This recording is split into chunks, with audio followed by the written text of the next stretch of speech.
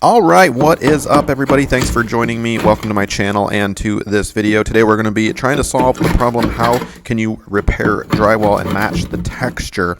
This is the project that I am doing. I just removed a bathroom vanity countertop with some side splash, and we're stuck with this nasty glue residue and silicone residue. And I'm going to try to get you from that to this. In other words, look at the wall all patched up and dry. The texture itself is matching, and let's go ahead and get started. Now keep in mind, I'm just a do-it-yourselfer, not a pro, so the end result will likely still be noticeable to some degree, right? But this was the starting point. Like I mentioned, I'm scraping off all of this silicone and glue from the wall, and we're going to be left with kind of a long band, several long strands of damaged drywall. So what I recommend, instead of just sanding everything down and losing some of that really nice texture in between, for example, we're going to start by patching it just like that. And I'm using a little putty knife or a paint scraper to apply it. And I'm just going to make sure that all of those deep gaps that were caused by removing the glue, in other words, the drywall and the texture that came off with the glue during the demo process, is filled up, and that the drywall patch is higher than the rest of the drywall. So we'll go ahead and get that applied and let it dry.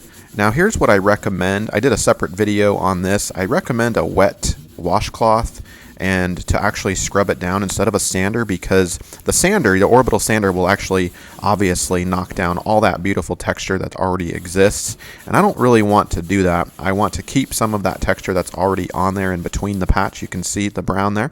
And I just want to remove the patch that I just applied. So a wet washcloth will actually get rid of all that patch that I just applied and still save that texture, that orange peel around it. Okay, so here's what the cheapskate does, right? I definitely tried this. You can get a sponge and just dip it directly into your drywall patch itself and try to replicate the orange peel texture like this. And that may or may not work for you. Depends on what your texture orange peel actually looks like, right? There are different textures out there. For example, your ceiling, your popcorn ceiling might be different than your wall or whatnot, or maybe a contract, whoever installed it originally had a different style or different machine or whatnot. And then you can kind of take a washcloth and knock that down to create a kind of a rounded, you don't want to knock it down all the way, but you want to create more of a rounded edge, so to speak, and try to match it that way. So here's kind of what that might look like if you're looking to save $10, because in a minute here I'm going to show you with a $10 purchase what you can do. So bear with me. So this would be kind of one approach, and again, more manual, more do-it-yourself, but you might be happy with that end result. You could also consider applying it with a washcloth itself, a dry washcloth, to get a little larger chunks and whatnot. But to me, that was really hard to kind of randomize, to replicate. I wasn't really happy with it, and I ended up kind of wiping it all down and pretty much starting over. So, that's kind of one approach possibly for you. And again, letting that dry and then washing it or rounding it off, knocking that down with a wet washcloth. Can you see how it really rounds that out? So here's what I really recommend. A can of this stuff. This is orange peel drywall texture in a can. You're going to want to shake it really well and even actually put it over a heat register or run it under hot water to really warm it up for a good 5 minutes or so.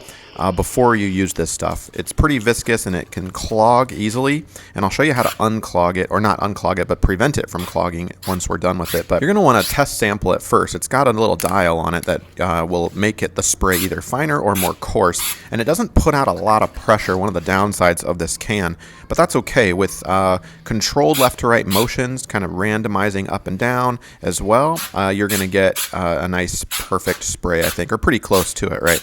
So here I am after my test sample. I'm going to take it up to the bathroom and go ahead and apply it. Check out my technique. I'm not letting it spray in one place. Definitely keep your wrist moving, keep your arm moving as you spray it, and shake regularly too. And you're going to want to put that on, and again, test it first so you kind of know what your approach is and how much you're going to apply, right?